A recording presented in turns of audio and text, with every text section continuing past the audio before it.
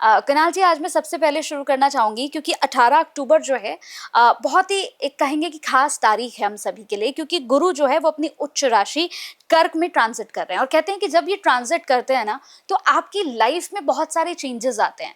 तो मैं ये जानना चाहूँगी, हम 12 राशियों की बात करेंगे कि अगर ये ट्रांजिट हो रहा है तो इस ट्रांजिट से आखिर फर्क क्या क्या पड़ने वाला है, क्या प्रभाव पड़ेगा? देखिए, जैसे कि हम बहुत सारे ग्रह तो ट्रांजिट होते ही हैं जी।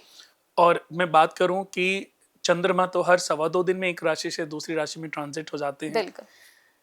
किन ग्रहों का ट्रांजिट मनुष्य के ऊपर सबसे ज्यादा प्रभाव डालता है, ये आज मैं आपको बताता हूं और साथ में हमारे दर्शकों को भी। दोस्तों, सबसे ज्यादा जो महत्वपूर्ण ट्रांजिट है वो शनि देव का होता है। क्यों होता है? उसकी सबसे बड़ी वजह है कि शनि एक राशि में पूरे 2.5 साल रहते हैं, 2.5 साल स्थिर रहते हैं और जिस राशि में रहते हैं उस राशि से आगे वाली राशि के ऊपर शनि देवता की पूर्ण दृष्टि होती है और जिस राशि में वो विद्यमान है उससे पहले वाली राशि के ऊपर भी शनि देव की पूर्ण दृष्टि होती है।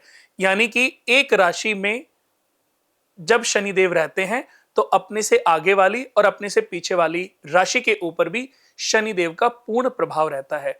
यानी कि अगर मैं बात करूं एक राशि के ऊपर शनि देव के प्रभाव की, तो करीबन 7.5 साल तक प्रभाव रहता है। इसी को शनि की 7.5 कहा गया है, क्योंकि शनि 2.5 साल तो उसको देख रहे हैं। हाँ। फिर 2.5 साल उसमें ट्रांजिट हो जाएंगे, उसमें स्थिर रहेंगे।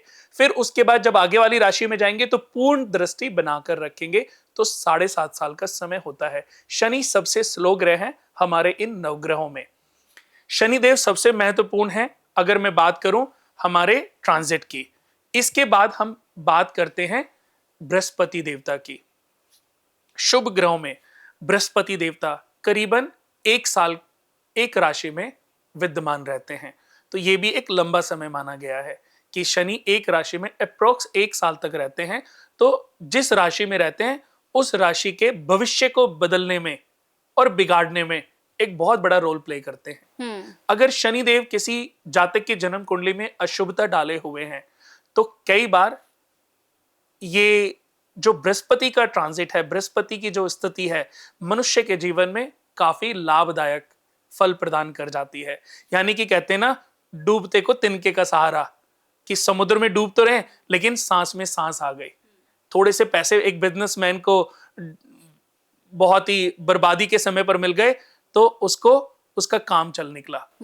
तो ऐसे ही है बृहस्पति देवता।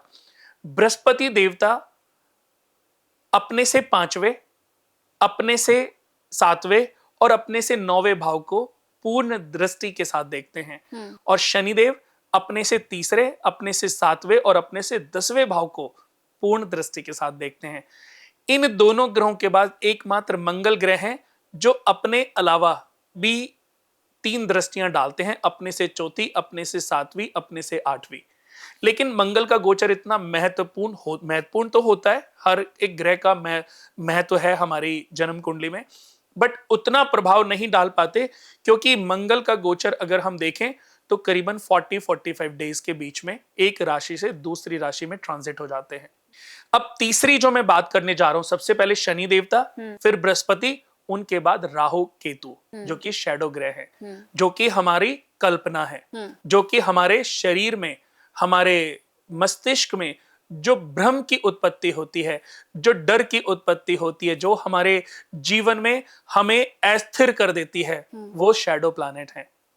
उसकी अगर मैं बात करूं तो राहु और केतु, जिनको छाया ग्रह कहा गया है, इनके पीछे भी रोल है। हालांकि हम अगर बात करें तो शास्त्रों में इनका उल्लेख मिलता है, लेकिन अगर मैं साइंस की बात करूं तो ये दोनों नॉर्थ पोल और साउथ पोल हैं।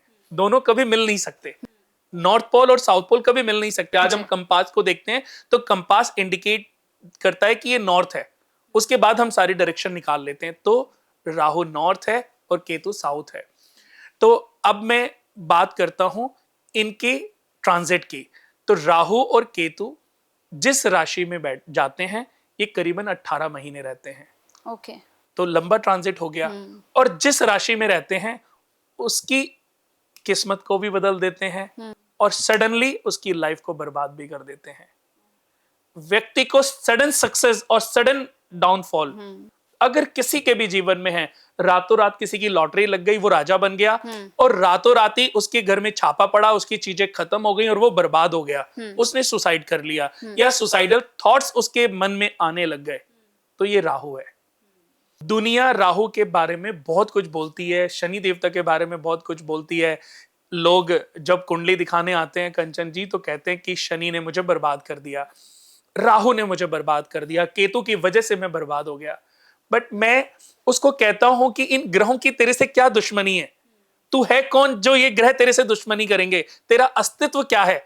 तू तो 60 साल के लिए, 80 साल के लिए, 100 साल के लिए इस दुनिया में आया है, और इनको युगांतर तक रहना है। ये तो अमृत पिए हुए हैं, ये तो अमर है, इनको तेरे से दुश्मनी लेके क्या मिलेगा? तो दुनिया के हर मनुष्य को दोस्तों सिर्फ ये समझना चाहिए कि सब हमारे प्रारब्धों का लेखा जोखा है, सब हमारे प्रारब्धों का लेखा जोखा है।